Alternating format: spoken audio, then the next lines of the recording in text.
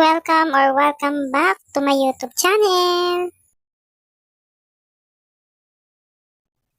So dito pala sa YouTube channel ko, nag-upload ako ng mga tutorial, video at mga product reviews. Kung gusto mo ng ganung mga topic, ay pwede kang bumisita sa aking YouTube channel. Before, after, Una, pupunta ka sa Google Chrome, magsisearch ka ng Gemini AI. And then dito, merong plus sign sa baba. Pipindutin mo yan and then upload files. And then media picker. Para mapili mo yung mga picture nyo. So yan. And then dito sa Ask Gemini, ipipaste natin yung AI prompt na kailangan para makapag-generate siya ng family picture. And then pindutin natin tong arrow. Wait lang natin yung magiging resulta. So, yan yung mga picture namin. Pinagsama-sama ko lamang. Yung mga picture na yan, dapat magkakadikit na yan para isang lagay na lang. Pero pwede naman pa isa-isa lang din yung paglagay nyo dyan sa Gemini AI. Pwede rin yun. So, sa akin, pinag-isa ko na para naman isang lagay na lang. Pero hindi kami talaga totally magkakasama dun. Kaya gagawin ko to para may family picture kami. So, wait lang natin ang resulta at ayan na nga ang lumabas. So, dito, napakalayo ng mga mukha namin. Pero, isisave ko yan kasi kailangan pa yan. So, hindi pa yan tapos. Isisave muna natin yung picture na yan. Ang save ay yung arrow sa taas. Pipindutin yun para mag-direct yan sa ating album.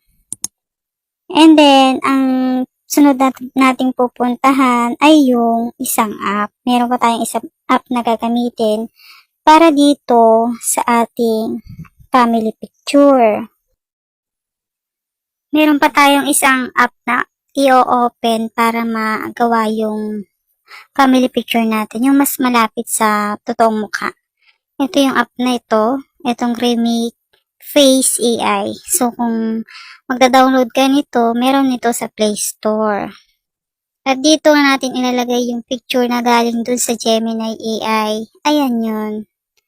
So, dito, ang pipiliin pala yung nasa gitna. Multiple face pala dapat kasi nga marami kami. So, ilalagay natin dito sa gitna.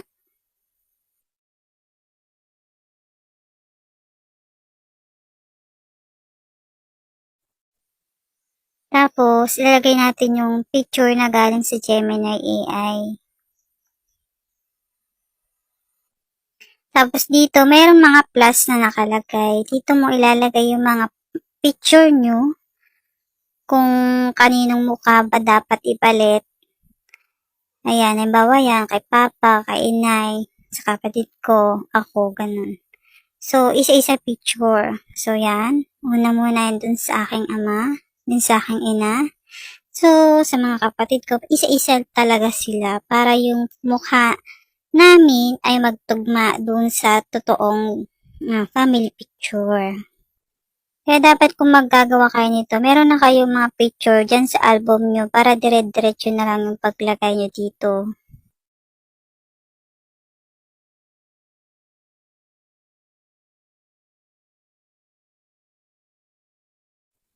At yan nga ay pag nailagay nyo na dyan, pipindutin lang dyan yung swap face para mailagay na doon sa family picture yung mga face na yan.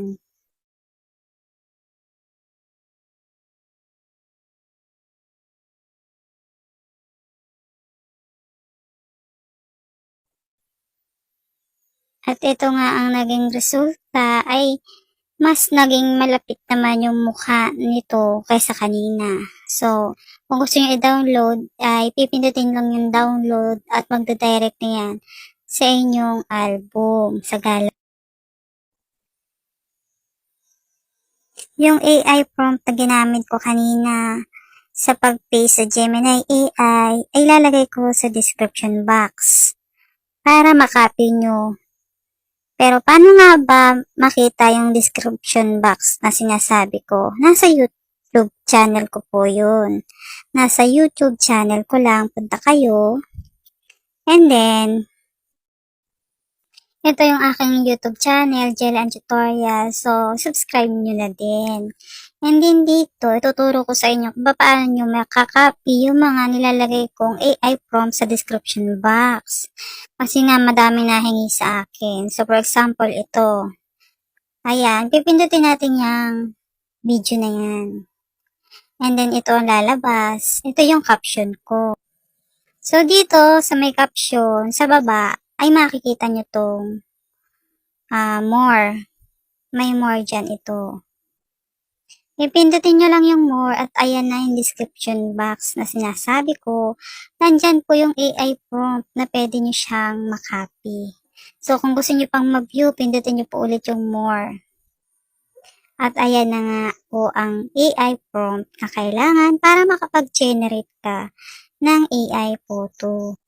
So, pipindutin mo lang siya ng matagal hanggang sa pababa. And then, may lalabas na copy. Pipindutin nyo lang yung copy na yan para magamit nyo po sa Gemini AI. So, yun po ang tamang pagkuha ng AI prompt sa description box. So, isa pang example, pindutin natin tong latest upload ko. So, ayan. And then, meron tayong captions. Baba ng caption, nandun yung more. So, pag pindot mo ng more, lalabas na yung description box. So, andyan din yung mga AI prompt na kailangan para makapag-generate ng AI photo.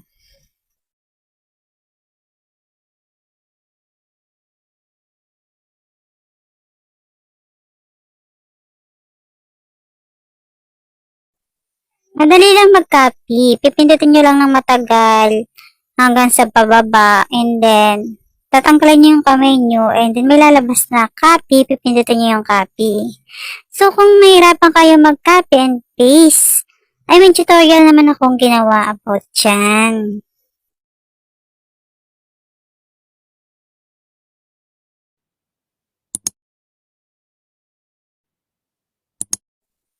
Eto siya. Panoorin nyo na lang kung paano mag-copy and paste kung hindi kayo marunong. At so, yun lang ang aking tutorial for today.